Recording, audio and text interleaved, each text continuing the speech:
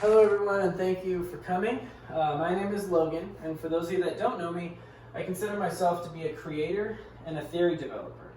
No, it's not an interesting job title, but it is an accurate description of who I feel like I am as a person, and kind of speaks to what I'm passionate about. So I love building things. I love creating new theories and ideas about how the world works or why people behave the way they do. One of my hobbies when I was young, I loved Legos. And today I'm really passionate about building businesses, building people, personal development, entrepreneurship, coaching, things like that. And one of the struggles I think I've had over this journey of kind of finding my passion is what I call the originality bouncer. Think about your favorite club or your favorite place to hang out in. Imagine that it's packed with all these really smart, interesting, and intelligent people. People like Elon Musk, people like Bill Gates, perhaps ghosts of others like Steve Jobs and Albert Einstein. You're dying to go inside. You're dying to interact with them, engage with them, talk with them, learn from them, hear their ideas, but maybe you even want to share some of your own thoughts and ideas. But there's a catch. Outside the club, there's a bouncer, the originality bouncer. The originality bouncer only lets people in if they can propose an idea that is so creative, so unique, so original, that no one else, not even the people inside the club, have thought of it yet. So knowing that you're not as creative, not as smart, not as original as the people inside that club, you walk home, never to set foot near that club again. And I feel like while this might be a goofy, imaginary case, I think for a lot of us, it's a reality. See, I believe that for most of us, at some point in our life, we've allowed the originality bouncer to take up residence inside the creative portions of our brain, allowing him to tell us that we have to come up with something so revolutionary that will never be heard until we do. I remember working on a project for a recruiting company a number of years ago, and I was tasked with creating an application process for our clients. Something that would be mobile friendly, something that would be friendly for the user experience, something that would be streamlined. And I remember this task being really daunting for me. I didn't have any experience in programming and web development and user experience. And even though I knew the sorts of candidates we were looking for, the sorts of clients that we were recruiting for, it was really challenging. So I remember after a few days of struggling with this project, my boss called me into his office. And I sat down and I told him where I was at, what I was struggling with, all the different things that needed to still be done. And I remember him asking me, well, what is Uber doing? Uber, for those of you that don't know, our company, Third Pool, specialized in recruiting for real estate companies. Uber was a transportation company focusing on rideshare. It seemed like the two of us had nothing in common, so puzzled by his question, I asked him, what do you mean, what is Uber doing? So we discussed, and as he was talking, suddenly it hit me. You see, to be a real estate agent, it really doesn't take a whole lot of education.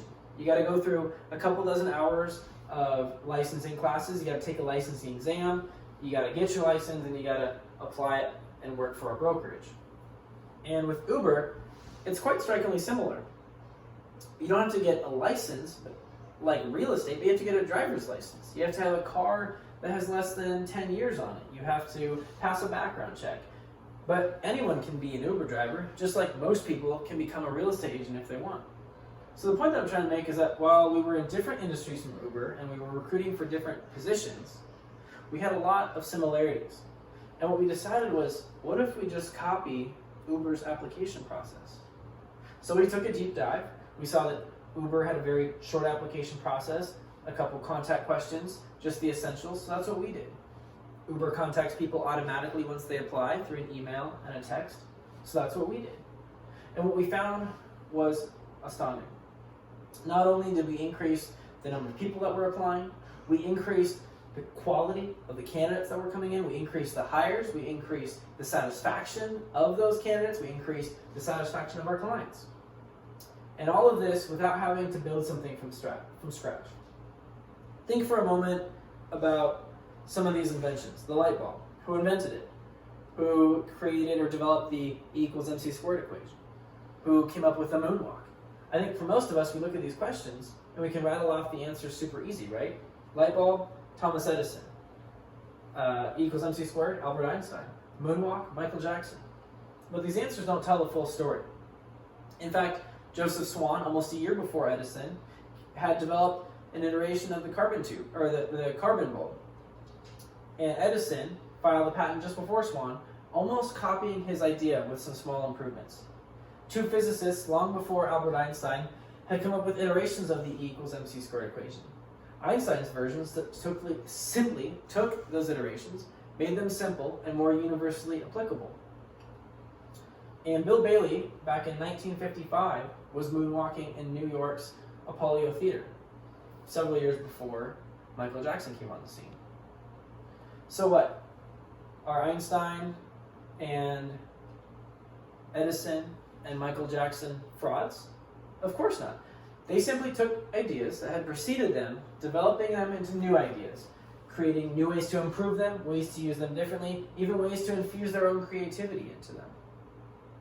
So the question is, how do we drown out the voice of this originality bouncer who says that in order to be heard, you have to think of something new, something that's never been done before, something that nobody in that club has thought of yet? I believe it starts with taking a look at the solutions that already exist and using them in ways to bridge gaps and needs that still haven't been met yet. When Henry Ford started mass producing the automobile in the 1910s, he wasn't inventing an automobile and he wasn't inventing an assembly line. In fact, automobiles had already been invented and the assembly line was already in use in meat packaging facilities and grain elevators in Chicago several years before. Instead, Ford combined two ideas, an automobile with an assembly line, to make and revolutionize the way that cars are made today. It reminds me of Edith Wharton, the famed novelist, who summed it up beautifully when she said, "True originality consists not in a new manner, but in a new vision." Because originality isn't dead. It's alive in every one of us, and in our abilities to build on top of the things that already exist in the world around us. Whenever we strive for a new problem or to meet a unique need, by taking advantage of the ideas and technologies that already exist around us, we are creating new ideas and new iterations for the next creator and the next inventor to apply in unique, new, and profound ways.